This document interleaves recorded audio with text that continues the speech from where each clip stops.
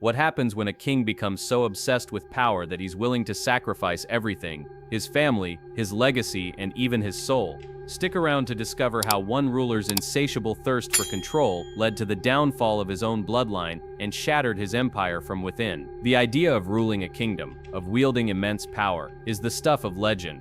Kings and queens are often seen as untouchable, as the final word in their realms. But what happens when that power becomes an obsession?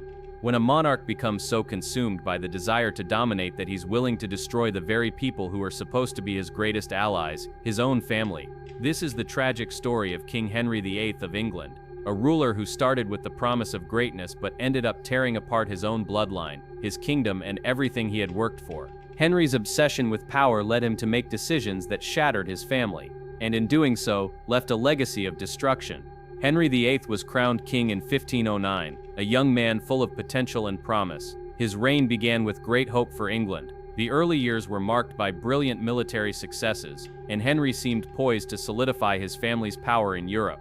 But beneath the surface, Henry's lust for power began to grow, and it was his desire for control, both over his kingdom and his family, that would shape his rule in devastating ways.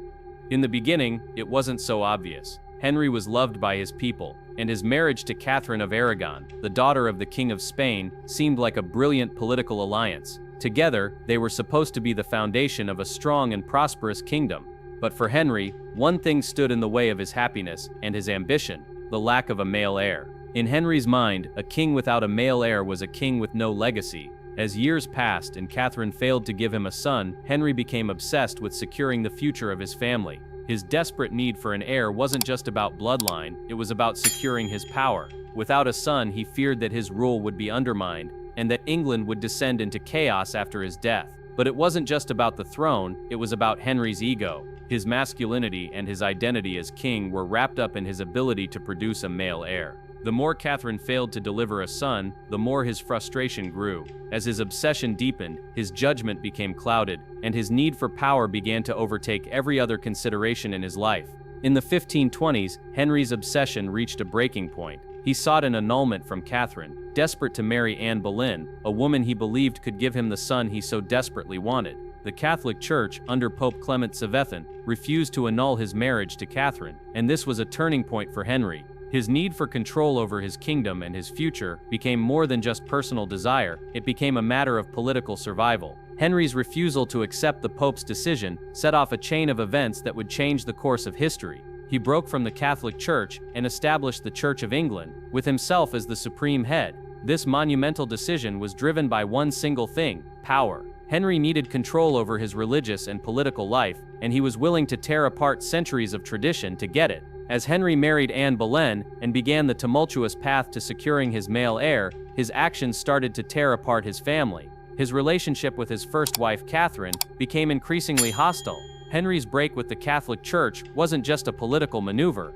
it was a personal betrayal to his family, especially to Catherine, who had been by his side for years. The emotional toll was also felt within the royal family. Princess Mary, the daughter of Henry and Catherine, found herself caught in a battle of loyalty and power. She was disinherited by her father, her place in the royal succession stripped away. The bond between father and daughter, once strong, was severed by Henry's obsession with control. As Henry moved through wives, executing Anne Boleyn, marrying Jane Seymour, and so on, his relationships with his children began to suffer. Elizabeth I, born of Anne Boleyn, was forced to endure years of political upheaval and the stigma of being born out of an affair. Edward VI, born of Jane Seymour, would become king as a child, but the fractured family dynamics would haunt his reign. But it wasn't just his wives and children who suffered under Henry's obsession with power. His court was filled with fear and suspicion. Tudor England became a place where no one, not even close allies, could trust one another. Henry executed anyone who stood in his way, whether they were close friends, trusted counselors, or even members of his own family.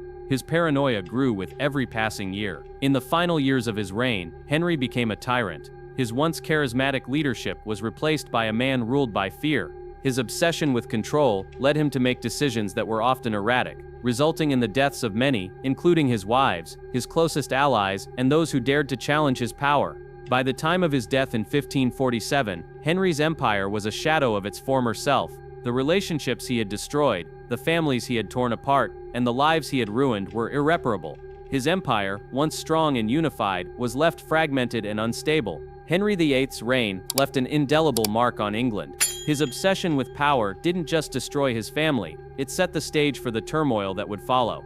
His children, Elizabeth I, Mary I, and Edward VI, would each inherit a kingdom deeply scarred by the chaos and bloodshed of their father's reign. The Tudor dynasty, which had once seemed invincible, was now marked by division and instability. The tragic truth about Henry's reign is that his obsession with power did not protect his empire, it weakened it. His kingdom was torn apart by the very obsession that was supposed to secure it. In trying to control everything, he lost it all. Henry VIII's story is a cautionary tale of how an obsession with power can destroy everything you hold dear: your family, your legacy, and your empire. If you found this tale of royal destruction fascinating, be sure to like and subscribe for more stories from history. The past is filled with rulers who tried to control their destiny, only to find themselves undone by their own desires. Want to dive deeper into these stories? Leave a comment with your thoughts and what other historical mysteries you'd like us to explore. Don't forget to hit that notification bell so you never miss a story.